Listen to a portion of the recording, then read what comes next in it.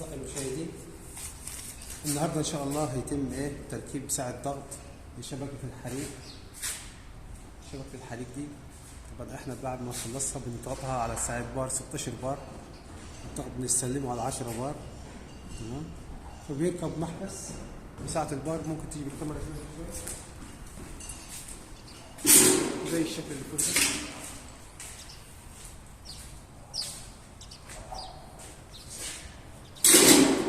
بعد كده بنجهز الشغل تحت هنا كده نفس الشكل ده.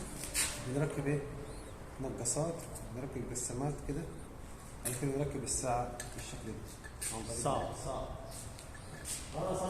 وبنضغط. بعد ما نضغط نقفل المحبس ده ونختبر المواسير لمدة 24 ساعة، هل في تسريب هل ما فيش تسريب، عشان نطمن على الشغل بتاعنا، عشان بعد كده ما نعملش مشاكل تاني مع الجبسون بورد مع البلاط مع النقاش. نتدارك المشاكل اللي بتحصل بعد كده. وان شاء الله بكره ان شاء الله هنوفيكم بالضغط، نشتغل ضغط، نشغل مكنه الضغط وهتشوفوا الشغل ان شاء الله وهو مضغوط، هتشوفوا ساعه البر وهي بترفع.